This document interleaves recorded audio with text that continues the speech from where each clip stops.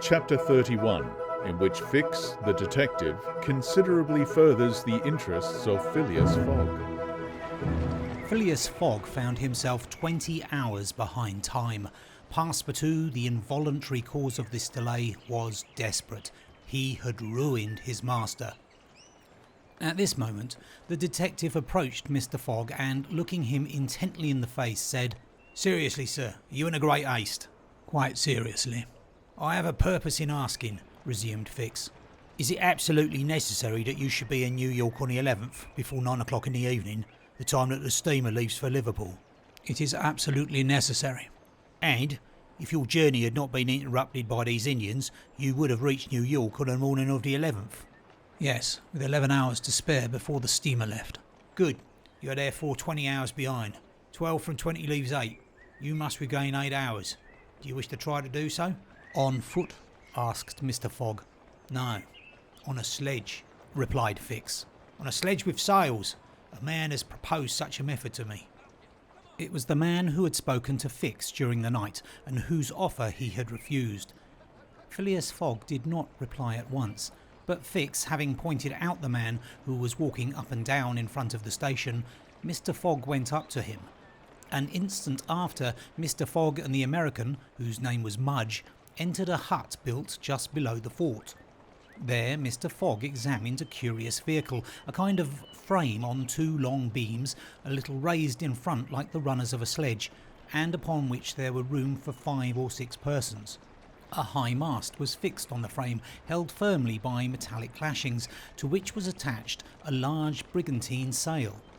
This mast held an iron stay upon which to hoist a jib sail. Behind, a sort of rudder served to guide the vehicle. It was, in short, a sledge rigged like a sloop. During the winter, when the trains are blocked by the snow, these sledges make extremely rapid journeys across the frozen plains from one station to another. Provided with more sails than a cutter, and with the wind behind them, they slip over the surface of the prairies with a speed equal, if not superior, to that of the express trains. Mr. Fogg readily made a bargain with the owner of this landcraft. The wind was favourable, being fresh and blowing from the west. The snow had hardened, and Mudge was very confident of being able to transport Mr. Fogg in a few hours to Omaha. Thence the trains eastward run frequently to Chicago and New York. It was not impossible that the lost time might yet be recovered, and such an opportunity was not to be rejected. Not wishing to expose Aouda to the discomforts of travelling in the open air, Mr. Fogg proposed to leave her with Passepartout at Fort Kearny, the servant taking upon himself to escort her to Europe by a better route and under more favourable conditions. But Aouda refused to separate from Mr. Fogg, and Passepartout was delighted with her decision, for nothing could induce him to leave his master while Fix was with him. It would be difficult to guess the detective's thoughts. Was the conviction shaken by Phileas Fogg's return, or did he still regard him as an exceedingly shrewd rascal who, his journey round the world completed, would think himself absolutely safe in England? Perhaps Fix's opinion of Phileas Fogg was somewhat modified, but he was nevertheless resolved to do his duty and to hasten the return of the whole party to England as much as possible. At 8 o'clock the sledge was ready to start. The passengers took their places on it and wrapped themselves up closely in their travelling cloaks. The 2 great sails were hoisted, and under the pressure of the wind the sledge slid over the hardened snow with a velocity of 40 miles an hour. The distance between Fort Kearny and Omaha, as the birds fly, is at most 200 miles. If the wind held good, the distance might be traversed in 5 hours. If no accident happened, the sledge might reach Omaha by 1 o'clock. What a journey! The travellers, huddled close together, could not speak for the cold, intensified by the rapidity at which they were going. The sledge sped on as lightly as a boat over the waves. When the breeze came skimming the earth, the sledge seemed to be lifted off the ground by its sails. Mudge, who was at the rudder, kept in a straight line, and by a turn of his hand checked the lurches which the vehicle had a tendency to make. All the sails were up, and the jib was so arranged as not to screen the brigantine. A topmast was hoisted, and another jib, held out to the wind, added its force to the other sails. Although the speed could not be exactly estimated, the sledge could not be going at less than 40 miles an hour. "If nothing breaks," said Mudge, "we shall get there." Mr. Fogg had made it for Mudge's interest to reach Omaha within the time agreed on, by the offer of a handsome reward. The prairie across which the sledge was moving in a straight line was as flat as a sea. It seemed like a vast frozen lake. The railroad which ran through this section ascended from the southwest to the northwest by Great Island, Columbus, an important Nebraska town, Schuyler and Fremont to Omaha. It followed throughout the right bank of the Platte River. The sledge, shortening this route, took a chord of the arc described by the railway. Mudge was not afraid of being stopped by the Platte River because it was frozen.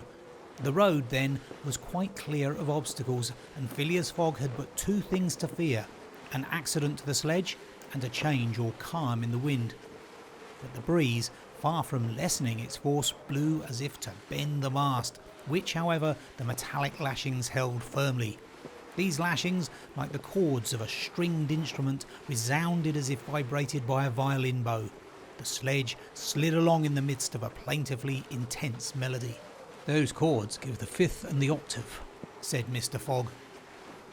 These were the only words he uttered during the journey. Aouda, cosily packed in furs and cloaks, was sheltered as much as possible from the attacks of the freezing wind. As for Passepartout, his face was as red as the sun's disk when it sets in the mist, and he laboriously inhaled the biting air. With his natural buoyancy of spirits, he began to hope again. They would reach New York on the evening, if not on the morning of the 11th, and there were still some chances that it would be before the steamer sailed for Liverpool. Passepartout even felt a strong desire to grasp his ally Fix by the hand. He remembered that it was the detective who procured the sledge, the only means of reaching Omaha in time. But, checked by some presentiment, he kept his usual reserve. One thing, however, Passepartout would never forget, and that was the sacrifice which Mr. Fogg had made, without hesitation, to rescue him from the Sioux. Mr. Fogg had risked his fortune and his life. No, his servant would never forget that.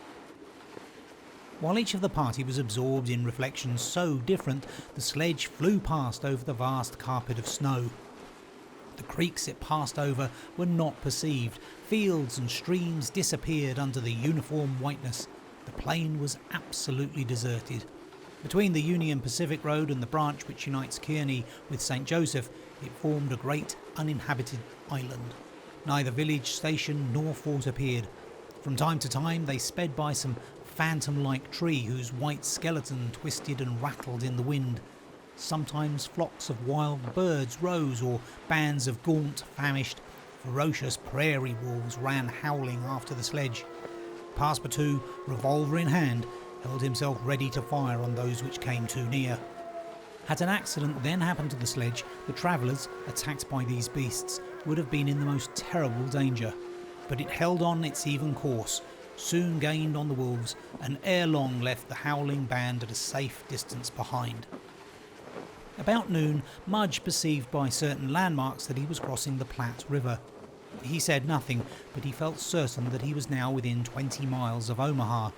In less than half an hour, he left the rudder and furled his sails, whilst the sledge, carried forward by the great impetus the wind had given it, went on half a mile further with its sails unspread.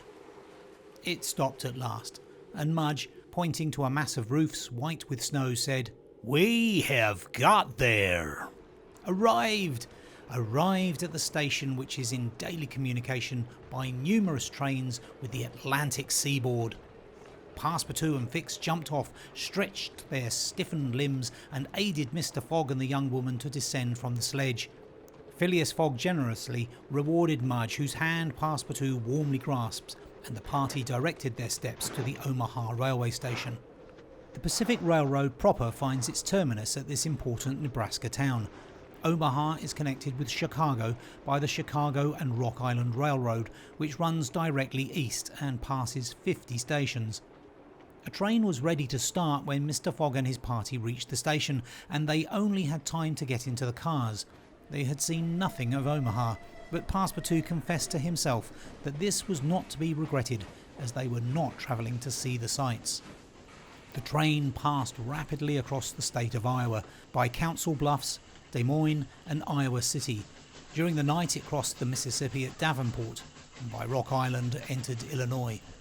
The next day, which was the 10th, at 4 o'clock in the evening, it reached Chicago, already risen from its ruins and more proudly seated than ever on the borders of its beautiful Lake Michigan.